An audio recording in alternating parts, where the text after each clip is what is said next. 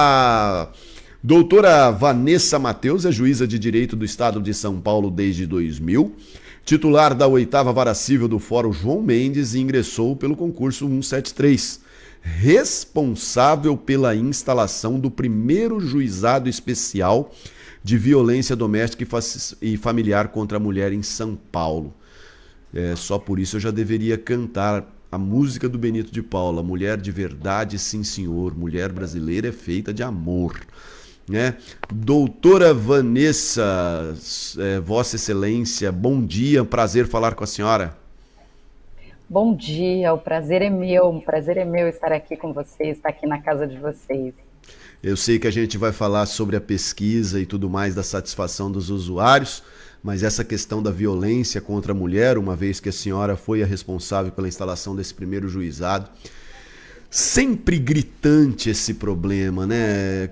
Onde é que está o cerne, hein, doutora, para que a gente possa acabar com essa coisa ridícula de extremo preconceito, de achar que a mulher é um objeto e temos o direito de agredi-la, seja verbal, seja fisicamente, e até tirar a própria vida. Muitas vezes a mesma pessoa que disse que amava, que tem filhos, que é a tradução maior do amor que podemos ter, e de repente se mata em nome desse amor. Quando é que isso vai acabar, hein, doutora? Então, você sabe, Marco, que de todos os índices de criminalidade aqui no estado de São Paulo, o único que aumentou durante a pandemia foi o índice de violência doméstica. Todos os índices diminuíram.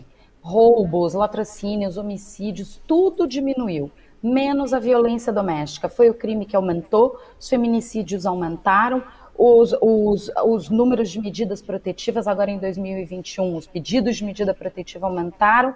Parece que é um crime que a gente está conseguindo, a gente hoje consegue que a sociedade, você veja, a gente está falando isso aqui no rádio, a gente está falando isso aqui para a população. Hoje não é mais um assunto de entre quatro paredes, em que as pessoas antes tinham a ideia de que a gente não tinha que jogar luzes. Hoje a gente jogou luzes sobre esse problema, a gente está falando abertamente e os números continuam alarmantes. Eu acho que a gente só muda isso com uma modificação muito grande, uma modificação estrutural e cultural muito grande, porque isso está muito ligado à sensação de propriedade, a sensação de superioridade de poder, de propriedade sobre aquela mulher. Então, não aceitar o fim de um relacionamento, não aceitar as amizades, não aceitar uma separação, isso tudo tem levado a esses índices alarmantes de violência doméstica.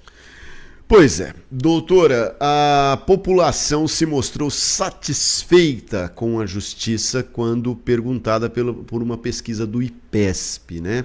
Como que a senhora avalia esse desempenho do judiciário, mesmo por pessoas que se utilizam e até de pessoas que também não se utilizaram, doutora? Pois é, a gente fez uma pesquisa, a gente encomendou uma pesquisa, porque o judiciário virou foco de notícias, foco de comentários, foco de discussão.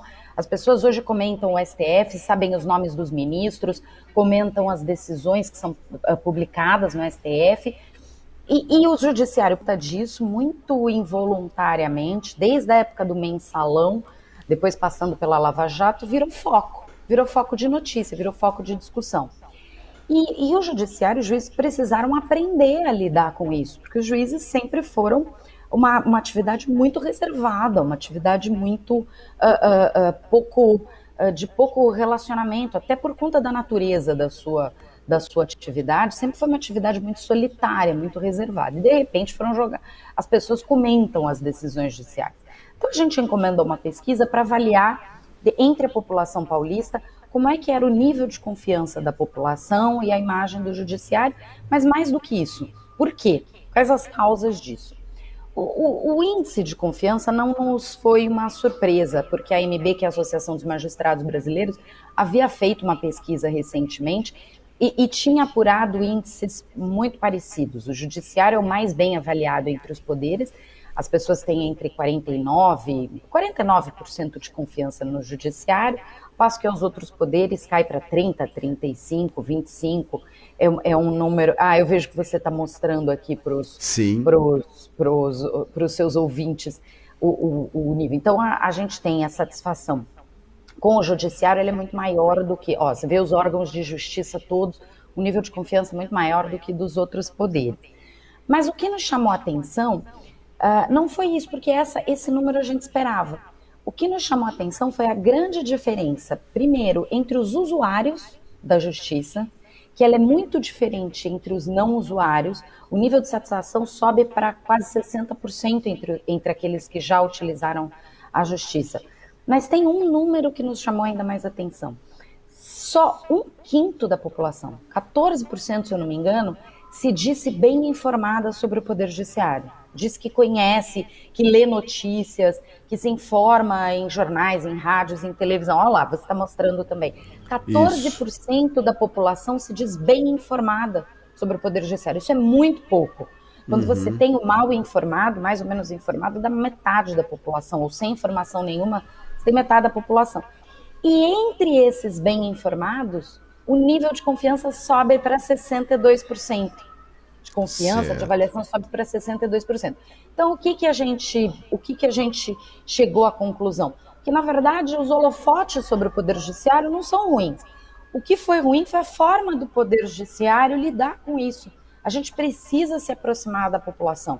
Então, seja vindo aqui conversar com um radialista da comunidade como você, da cidade como você, seja demonstrando para a população quais são as ações comunitárias que são praticadas na cidade. Eu sei aqui em Araçatuba a gente tem juízes super comunicativos com a população, super ativos. O doutor Sumariva é um parceiro nosso no judiciário. Eu sei que é uma pessoa sempre disposta a falar. Mas então o que a gente descobriu é isso, a gente tem que vir aqui e conversar e explicar e falar sobre o que a gente faz.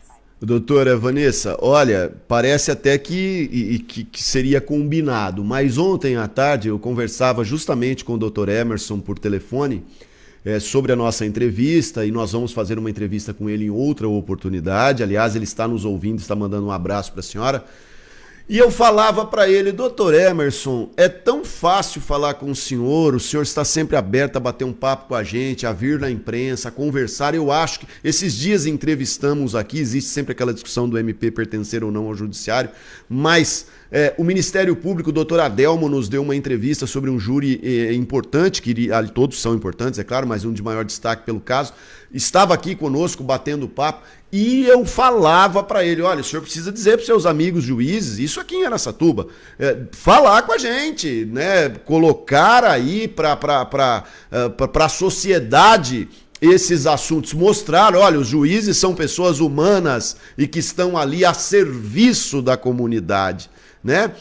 Enfim, e ele falava: olha, Marquinhos, eu entendo até por um lado, tem alguns que têm maior dificuldade até de se comunicar pela timidez, mas é um problema a ser enfrentado, e fico contente de ver aqui constatado nessa pesquisa. Eu estava lendo essa pesquisa hoje de manhã antes de vir para cá e para fazer a entrevista, e fico feliz, e tomara que todos aí realmente tenham essa liberalidade em falar com a mídia, em estar próximo à população. Rádio é o meio de comunicação mais popular que existe, imbatível rádio. E enfim, viu, doutora, eu acredito que vocês estão no caminho certo e que esse JusBarômetro, adorei esse nome, né, no futuro possa indicar números ainda mais animadores, viu, doutora? Eu também. Eu espero que a gente consiga se aproximar da população. Não tenho dúvida que o rádio é a casa da notícia, é a casa da comunicação, é a casa primária da comunicação, eu não tenho dúvida disso. E a gente vê o espaço que a gente tem no rádio, um espaço de aprofundamento das questões no rádio, que é muito interessante. Agora, também a gente não pode esquecer que o juiz tem uma série de limitações, não é, Mara? O juiz não pode falar sobre o seu processo, sim, ele não pode falar sobre o processo do colega, ele não pode falar sobre decisão da superior instância, ele não pode fazer crítica, ele tem uma série de limitações. Então, quando a gente tem magistrados que não são acostumados, o receio em incorrer num abuso nesse sentido, ele se faz presente. Por isso que a gente tem escolhido, optado por ter porta-vozes dos magistrados que possam vir aqui e dividir com a imprensa esse dia a dia, o dia a dia do Poder Judiciário, das decisões, das ações em prol da comunidade, das ações relativas à violência doméstica, que são muitos, e a gente fica muito, muito feliz em ter esse espaço de diálogo aqui, franco e aberto. Maravilha, eu quero muito agradecer a senhora pela disposição, pela simpatia, né? E volte sempre, estamos aqui sempre à disposição de microfones, coração aberto para estar falando sobre violência doméstica, para estar falando sobre os assuntos que interessam realmente a essa comunidade. Uma ótima terça-feira para a senhora, viu?